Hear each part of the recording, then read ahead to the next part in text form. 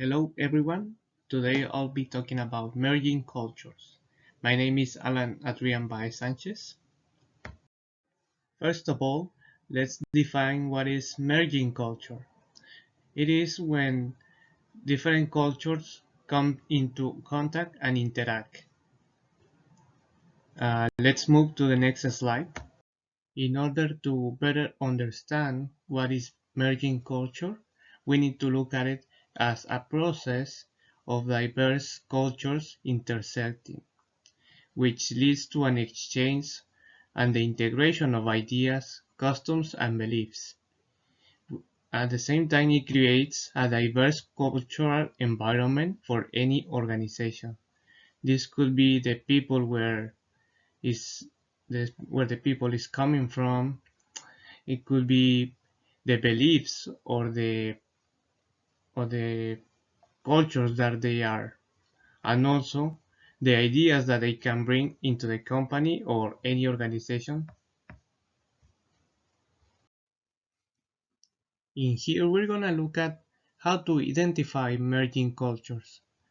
One element is food, another one is language, and the other one is music. Food is a very important aspect of any culture because it is distinctive from any other country, which can be characterized by their flavors, uh, the type of food that it is, such as salty, sweet, spicy. Another thing is the language.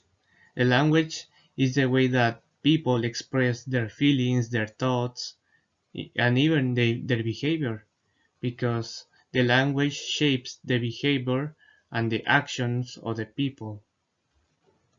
Something very interesting is the music, because the music combines the language, uh, the thoughts, the beliefs, the communication, all together, which creates uh, a diverse mix of thoughts and beliefs combined with music or musical instruments, which can become very characteristic from any country. In here we have a good example of merging culture, which is jazz. Jazz comes from African American communities. So here we have two elements: one African, two American people.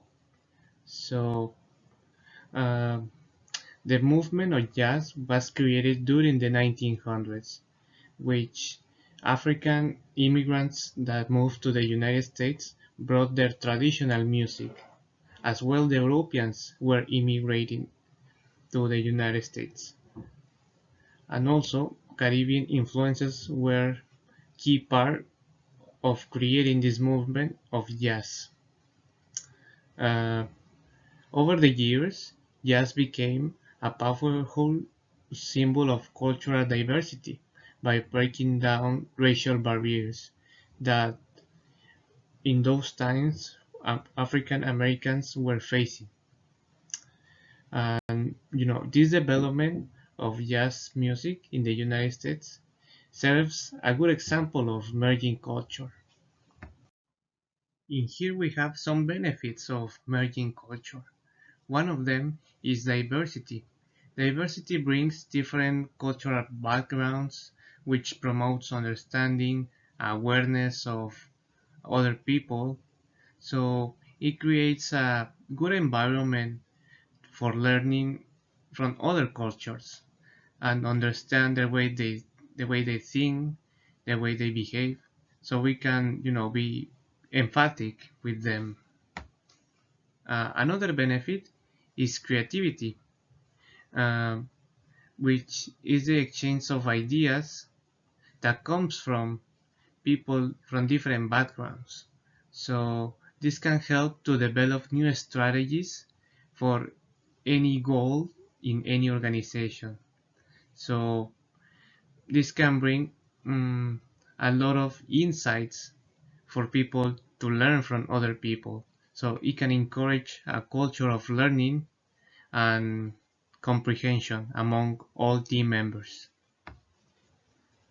Despite that, sometimes we believe that we are from different countries and we may not understand each other, but interestingly, many cultures share the same values, such as family-oriented people, sometimes, being together like in a group, or even, political thoughts that we share. Some people are more like liberal or conservative or neutral.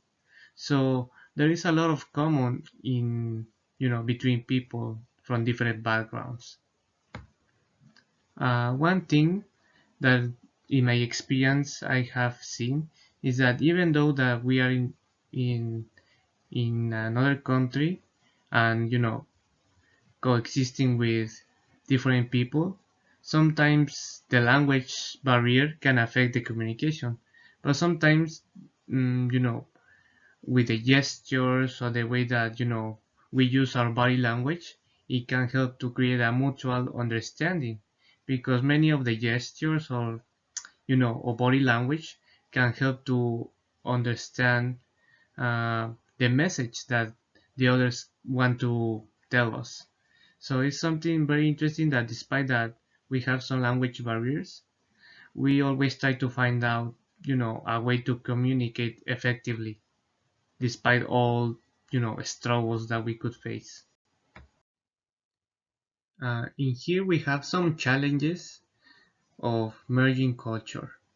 So it's very important that we need to be aware of, so we know, so we don't fall into those concerns.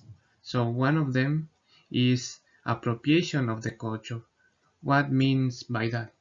It means that someone tries to adopt another culture that is not theirs, but they are using it for purposes that are not right, such as commercial or superficial purposes that is only intended to use it for gaining public appreciation, or in order to raise a image from a company or someone. So it's not genuinely because they like, it's because they want to get something out of it. Another challenge that individuals could face is the identity. So let's put it in an example. Uh, Parents that immigrated to another country have their child. So the child is born in the other country, and that child is raised by the cultural uh, aspects from their parents. But actually, the child is being raised in a country that that culture is not there. So over the years, the child grows up, and then they questions, am I, let's say Mexican, or am I American? But sometimes, their parents tells their child, you are American, you are not Mexican. But when they go to out to the society, and let's say their classmates tells them, no, you are not American, you are Mexican. So these individuals fall in that uh, dilemma of that, who am I? So which could lead a very mental health issues. Another thing is that it could happen is that the power dynamics. Sometimes, let's say in a workplace, one ethnicity group is uh, more predominant in the workplace than others. So when a group of certain ethnicity is predominant in a workplace, it can create certain level of superiority, and can create certain underestimation to the minority group, which could lead to some demotivation for the minority, because they not feel like in the group. They feel like there is this big group where there are all from the same culture, all they speak the same language, and the small group where they just speak maybe their first language, and they may not feel comfortable, speaking, the English, let's say. In here, we're gonna look at how to embrace merging culture. So first is about to respect traditions and customs from other cultures. So I think one good thing to start it would be to educate yourself about other cultures, because maybe the way you approach certain cultures it might not be the best way, because in certain cultures uh, some things are not appropriate just because it's the way they behave or the way they communicate. So we need to be very careful when we want to maybe ask questions about them. Is it appropriate to ask this type of questions to them? Maybe yes, maybe not. So it's very important to educate ourselves and have a previous overview of what you know the of what the reactions could be towards our questions, or what should we ask them or what should we not. Another thing is to have collaboration between different cultural groups. Um, I mean by that is that by coexisting with different type of people, it can provide a broader point of view about things. So in that way of collaboration, you know, you can learn from others and others can learn from you. So in this way, we create that group of learning and comprehension among all the people that is involved. So another aspect is again educate about the values and perspectives of others.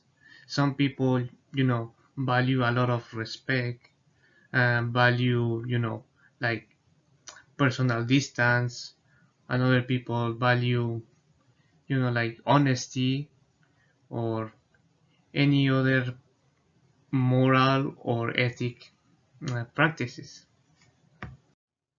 In this slide, we're gonna see uh, implementation of how could be the merging cultures through recognition. So in any company, it is good to start with a good statement that emphasize the core values of the company. But so we can use this as a tool that all the vision and the values are guided towards the employees. So the employees will go align with those values and create um, a strong workforce. Another important aspect is the leadership. It's very important have a good leader or leaders that can implement these ideas. And also, it's very important that leaders implement the appreciation moments across all the organization, because that way the employees will feel valued and they will feel that they are cared of, and therefore they will work um, harder and be more loyal and committed to the workplace. So another thing to do is to track success. So how can we track the success of this? So we can implement measurable goals that are important to demonstrate the success. So we can have a set of goals that by implementing this recognition movement, we can measure how how effective is you know this movement that is created within the company.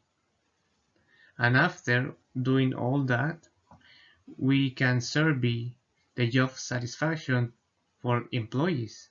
So in that way, we'll have a more accurate level of knowing the job satisfaction from the employees. So in that way, we'll see the engagement, the concerns that they have about the workplace. We'll see their commitment, and also we'll have a good overview of what we are doing good, or what are we lacking of.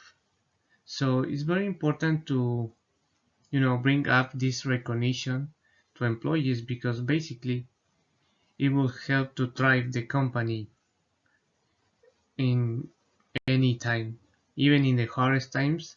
Having this, it will help to any company to thrive.